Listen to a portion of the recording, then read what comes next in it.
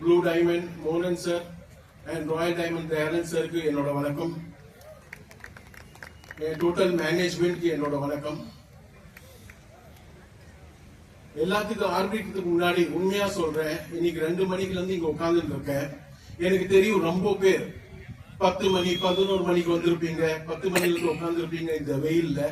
First எங்களுக்காக கை தட்டாதீங்க, உங்களுக்காக கை தட்டுங்க. உண்மையாவே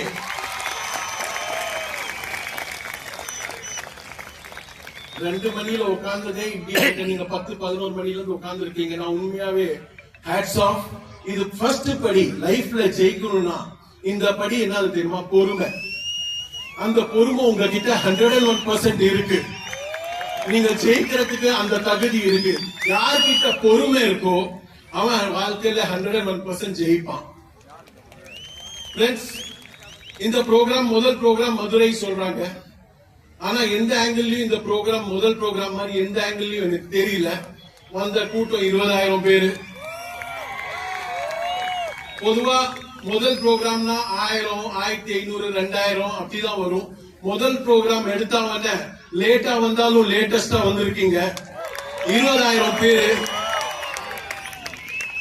இது ஒரு தனி சங்கமம் மாதிரி ஆயாச்சு. நாளை நமதே. உண்மையாவே இது மறக்க முடியாத ப்ரோக்ராம். ஆனா லேட்டா வந்தாலும் லேட்டஸ்டா வந்திருக்கோம். இனிமேல் நான் சொல்றேன், வருஷம் வருஷம் வந்துட்டு இருப்போம்.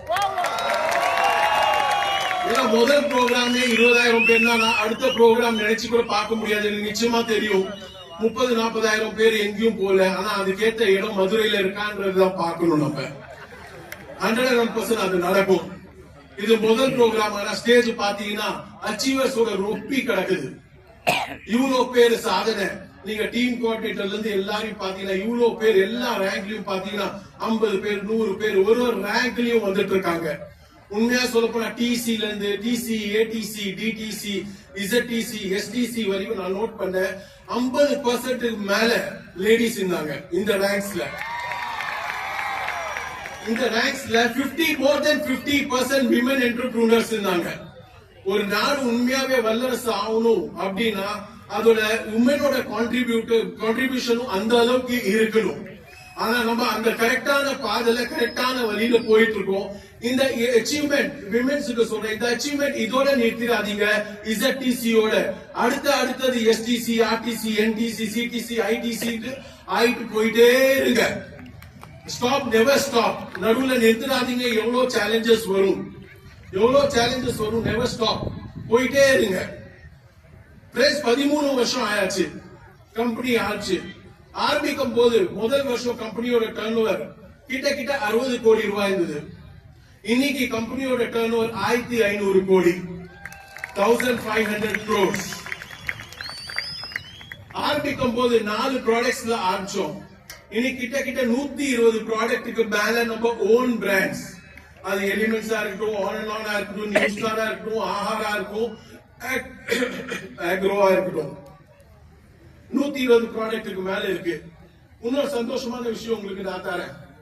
அடுத்த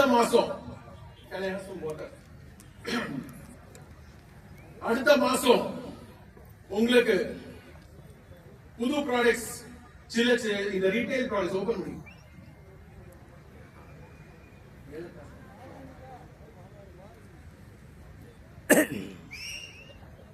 சாரி, தேங்க்யூ. அடுத்த மாசம் சில ப்ராடக்ட்ஸ், புது ப்ராடக்ட்ஸ் இன்ட்ரோடியூஸ் பண்றோம்.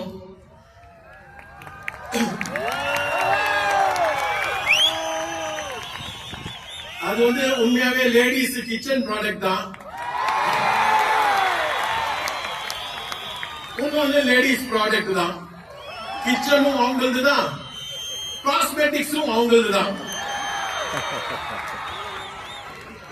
லைக் கிச்சன் ப்ராடக்ட்ல நம்ம சில்லி பவுடர், இந்த basic products, chilli powder, coriander powder, turmeric powder, அது இல்லாம பிங்க் சால்ட், அது நெக்ஸ்ட் மந்த்ல இருந்து உங்களுக்கு மார்க்கெட்ல கிடைக்க ஆரம்பிச்சிடும். அது இல்லாம காஸ்மெட்டிக்ஸ் கூட பிளானிங் ஆயிட்டு இருக்கு. அநேகமா நெக்ஸ்ட் மந்த் எண்டா இல்ல இன்னும் 1 மாசம் 2 மாசம் எடுக்கலாம். Like lipstick, mascara, nail polish, nail remover. So பேசிக் விமென்ஸ் அந்த ப்ராடக்ட்ஸ் காஸ்மெட்டிக்ல நம்ம ஃபர்ஸ்ட் டைம் இந்த லைன்ல என்ட்ரி ஆகிறோம். காஸ்மெட்டிக் லைன்ல ஏன் தெரியுமா? இதுக்கு காஸ்மெட்டிக் உள்ள என்ட்ரி இவ்வளவு வருஷம் கழிச்சு ஆகிற காரணம் என்ன தெரியுமா? இன்னைக்கு அச்சீவர்ஸ் இந்த அளவுக்கு இன்னைக்கு நான் சொல்றேன் மோர் தென் 50% விமென்ஸ். சோ நேச்சுரலி அவங்களோட டிமாண்ட்ஸ் நாங்க ஃபுல்ஃபில் பண்ணி தான் தீரணும், வேற வழி இல்ல. இன்னைக்கு அவங்க கான்ட்ரிபியூஷன் அந்த அளவுக்கு இருக்கு. அதனால லேடிஸ் ப்ராடக்ட் இனிமேல் ஆட் ஆன் ஆயிட்டு தான் இருக்கும் வர வர வர வர. இன்னைக்கு சாரி இன்னைக்கு 1 லட்சம் ரேங்க் அச்சீவர்ஸ் இருக்காங்க ஆல் ஓவர் இந்தியால. நம்ம அச்சீவர்ஸ் பாத்தீங்கன்னா 13 இயர்ஸ்ல மோர் தென் 1 lakh ரேங்க் அச்சீவர்ஸ் நம்ம கிரியேட் பண்ணிருக்கோம். பிரான்சைசிஸ் பாத்தீங்கன்னா 60 பிரான்சைசிஸ் ஆல் ஓவர் இந்தியா இருக்கு. பியூசிஸ் பாத்தீங்கன்னா 850 பியூசி இருக்கு. காஷ்மீர் டு கன்னியாகுமரி எனக்கு தெரிஞ்சு 50 கிலோமீட்டர்ல நிச்சயமா நம்ம கடை ஒண்ணு இருக்கும். அது காஷ்மீர்ல இருந்து கன்னியாகுமரியில எங்க போனாலும் நம்மளோட பிக்கப் சென்டர் இருக்கும், இல்ல பிரான்சைசி இருக்கும், இல்ல ஆபீஸ் இருக்கும். சோ நம்ம ரீச்சபிலிட்டி இன்னைக்கு லெவலே வேற மாதிரி ஆயிட்டு இருக்கு. இன்னைக்கு இங்க ஃப்ரெண்ட்ஸ்ல உட்கார்ந்து இருக்க லீடர்ஸ் எல்லாம் இவங்களுக்கெல்லாம் டைமண்டோ ஐடிசியோ சிடி டபிள்யூடிசி ஆறதுக்கு 8 வருஷம் 10 வருஷம் ஆச்சு. ஆனா ஒண்ணு சொல்றேன், அந்த டைம்ல ஏன்னா உங்ககிட்ட ப்ரூஃப்ஸ் இல்ல, ப்ராடக்ட் வெரைட்டி இல்ல, ரீச்சபிலிட்டி இல்ல. ஆனா இதே ரேங்க் உங்களுக்கு ரீச் ஆகணும்னா நான் எழுதி தரேன், பாதி டைம்ல நீங்க முடிப்பீங்க. இவங்களுக்கு பைசாஸ் ஐடிசி ஆகிறதுக்கு 8 வருஷமோ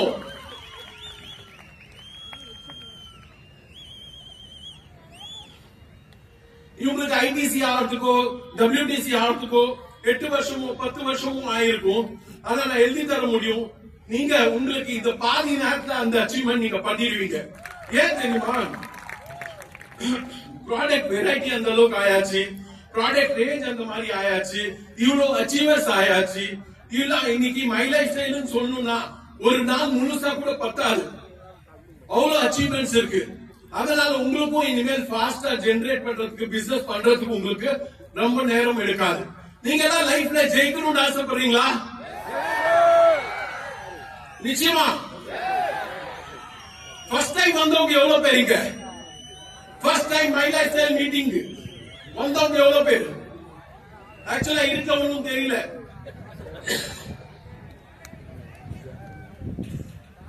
டார்ச் லைட் எரியறவங்க எல்லாம் ஃபர்ஸ்ட் டைம் நினைச்சுக்கலாமா? ஓகே. அவ்வளவு பேர் இருக்கீங்களா first time my life style meeting வந்தவங்க? உங்களுக்கு ஒன்னும் புரிஞ்சிருக்காதுல்ல? என்னடா இவங்க வராங்க, இந்த ரேங்க் வராங்க, அந்த ரேங்க் வராங்க, வெறும் இதை பண்ணிட்டு இருக்காங்க. நமக்கு பிடிச்சது ஒண்ணுதான் டான்ஸ். கரெக்டா சார்? ஒண்ணு சொல்றேன், இந்த பிசினஸ் ஜெயிக்கணும்னா ஒரு சிம்பிள் ஒரு சின்ன கதை சொல்றேன், அந்த கதையை கேளுங்க. கதை கேக்குறீங்களா? ஓகே. கிருஷ்ணாவும் அர்ஜுனும் நடந்து போயிட்டு இருப்பாங்க. நடந்து போயிட்டு இருக்கும்போது ஒரு பிச்சைக்கார கிடைப்பான் வழியில. பிச்சைக்கார கிடைக்கும். அவன் சொல்லுவா, கொஞ்சம் கொடுங்க, காசு கொடுங்க. அர்ஜுன் வந்து ஒரு பேக் ஃபுல்லா கோல்டு இருக்கும், அந்த கோல்டு எடுத்து கொடுத்துருவான் அந்த பிச்சைக்காரனுக்கு. அது வாங்கினோட பிச்சைக்காரன் ரொம்ப சந்தோஷமாயிடுவான். ஓ சாரி மன்னிச்சிருங்க, சந்தோஷமாயிடும். அவன் சொல்லுவான், ஆஹா இதுல வந்து நான் என்னோட பில்டிங் மாளிகை கட்டுவேன், என் பொண்டாட்டிக்கு நகை நட்டு வாங்கி தருவேன் அப்படின்னு சொல்லி சந்தோஷமா போயிட்டு இருப்பான். வழியில வந்து ஒரு திருடன் கிடைச்சிருவான். திருடன் வந்து புடுங்கிட்டு ஓடி போயிடுவான். அடுத்த நாள் திருப்பி அவன் பிச்சை எடுத்துட்டு இருப்பான். பிச்சை எடுத்துட்டு இருப்பாக்கு அர்ஜுன் சொல்ல, நேற்று தான் நான் கொடுத்த உனக்கு. இல்ல இந்த மாதிரி ஆச்சு, திருடிட்டு போயிட்டான். சரி அப்படியா, ஒரு வைரம் கொடுப்பான், நல்ல வைரம், நல்ல வைரம். அதை பார்த்து அவங்க சந்தோஷமாயிடுவான். ஆஹா இதை வச்சு திருப்பி அவங்க நான் மாளிகை கட்டுவேன், என் பொண்டாட்டிக்கு நகை நட்டு வாங்கி தருவேன், அந்த மாதிரி நினைச்சிட்டு போயிட்டு இருப்பான். போவான், வீட்டுக்கு போவான். ஒரு பானை இருக்கும், அந்த பானையில டைமண்ட் வச்சுட்டு நிம்மதியா தூங்கிடுவான். காத்தால அவன் பொண்டாட்டி தண்ணி பிடிக்க போகும்போது அந்த பானையை எடுத்துட்டு போயிடுவான். அந்த பானையை எடுத்துட்டு போகும்போது தண்ணியை வந்து முழுங்கி தண்ணி எடுக்கும் போது அந்த வயிறும் போயிடும். திருப்பி அடுத்த நாள் அவன் பிச்சை எடுத்துட்டு இருப்பான். அர்ஜுன் சொல்லுவான், என்னடா முந்தா நேற்று கொடுத்தேன் திருப்பி கிருஷ்ணா நீயே சொல்லு அப்படின்னு. கிருஷ்ணா வந்து 2 கோல்டு காயின்ஸ் எடுத்து அவன் கையில கொடுப்பான். சி போ அப்படி எடுத்துட்டு போ அப்படின்ட்டு.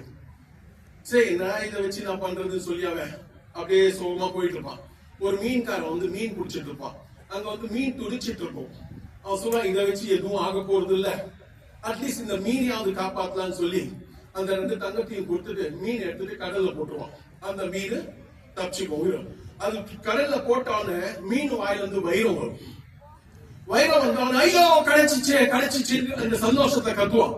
பின்னாடி தங்கம் எடுத்துட்டு போற திருட இருப்பான். ஐயோ கத்தாத ஓடி வந்து இதான் ஒரு தங்கம் கத்தாருன்னு சொல்லி தங்கத்தையும் கொடுத்துருவான், வைரமும் கிடைச்சிடும். இது ரெண்டுமே வந்து கிருஷ்ணாவும் அர்ஜுனும் பார்த்துட்டு இருப்பாங்க. அப்போ அர்ஜுன் கேட்பான், இது என்ன நடக்குது இங்க? நான் கொடுத்த தங்கம் வைரம் எல்லாத்தையும் தொலைச்சிட்டான், நீ கொடுத்த 2 காயின் அதை வச்சு இவன் இந்த மாதிரி எல்லாமே கிடைச்சிச்சு. நீ தங்கம் வைரம் கொடுக்கும் போது அவன் வெறும் அவனை பத்தி தான் யோசிச்சான். வீட கட்டுவேன், கொண்டாட்டிக்கு நகை வாங்கி தருவேன். அந்த 2 காயின்ஸ் கொடுக்கும் போது அவன் வேற உயிரை காப்பாத்த போனான். அந்த வேற உயிரை காப்பாத்த போனதுனாலதான் அவனுக்கு எல்லாமே கிடைச்சது. இந்த பிசினஸ்ல உண்மையாவே நீங்க ஜெயிக்கணும் அப்படின்னா, நான் சம்பாதிக்கணும், என்னோட பணம் இருந்தீங்கன்னா சம்பாதிக்கவே முடியாது. இது என்னோட பிசினஸ், இது நம்ம வந்து மக்களுக்காக செய்யறோம். நீ டவுன்லைனுக்காக நல்லது செய், தானாவே உனக்கு எல்லாமே நல்லது நடக்கும். நீ வெறும் எனக்காக நான் என் பணம் என் ஐடி அப்படின்னு நோண்டீங்கன்னா லைஃப் ஜெயிக்க மாட்டீங்க. லைஃப்ல பெரிய அளவுக்கு சாதிக்கணும், இந்த முன்னாடி உட்கார்ந்த ஆளுங்கள மாதிரி நீங்க ஜெயிக்கணும் அப்படின்னா டீமுக்காக உழைங்க. டீமுக்காக உழைச்சவன் தான் இங்க முன்னாடி இருக்கிறவன். டீமுக்காக உழைக்கணும் தான். அதே மாதிரிதான் நீங்களும் ஜெயிக்கணும் அப்படின்னா டீமுக்காக செய்யுங்க. மிச்சம் எல்லாம் பணம் எல்லாம் தானாவே வரும். நீங்க நினைக்காத பணம் வரும். வெறும் டீமுக்காக உழைக்கணும். இன்னைக்கு நீங்க எந்த நிலைமையில இருக்கீங்க அது விஷயம் இல்லைங்க.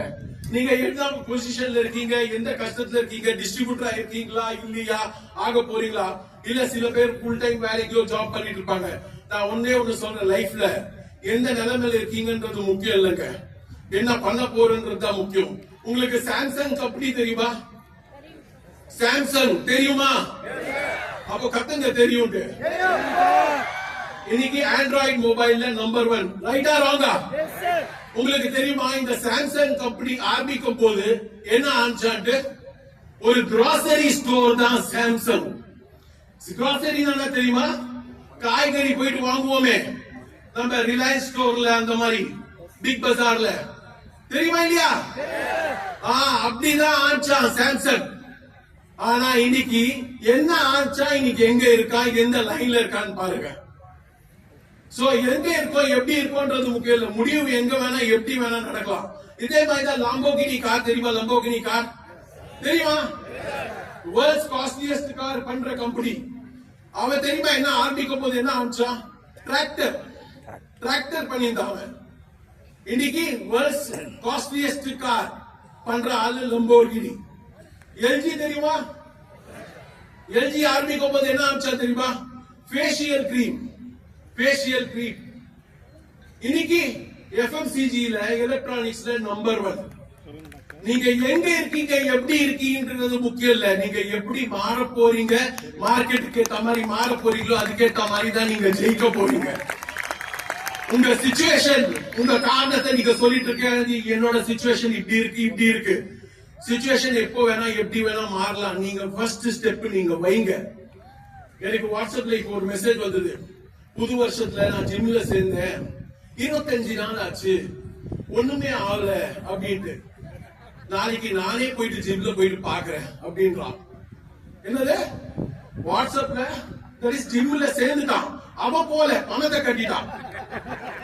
அவன் இம்ப்ரூவ்மெண்ட் எதிர்பார்க்கிறான் லைஃப்ல, சேஞ்ச் எதிர்பார்க்கிறான் லைஃப்ல. அவன் போனதானங்க. அதே மாதிரிதான் நீங்க மை லைஃப் ஸ்டைல்ல டிஸ்ட்ரிபியூட்டர் ஆயிட்டீங்கன்னா ஜெயிச்சிட மாட்டீங்க. வெறும் டிஸ்ட்ரிபியூட்டர் ஆயிட்டீங்கன்னா ஜெயிக்கவும் முடியாது.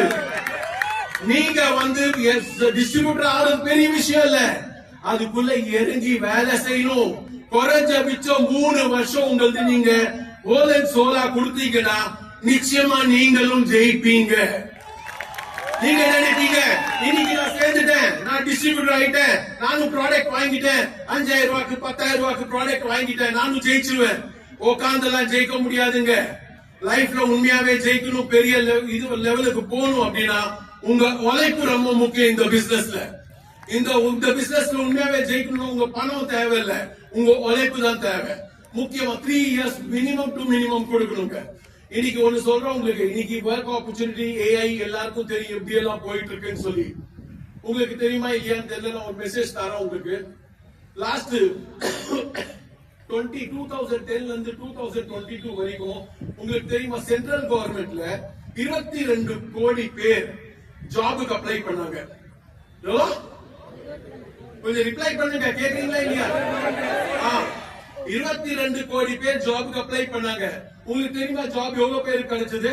கவர்மெண்ட் ஜாபுக்கு 22 கோடி பேர் அப்ளை பண்ணாங்க. 7.25 லட்சம் பேருக்கு மட்டும்தான் ஜாப் கிடைச்சது. 7.25 லட்சம் பேருக்கு மட்டும்தான் ஜாப் கிடைச்சது.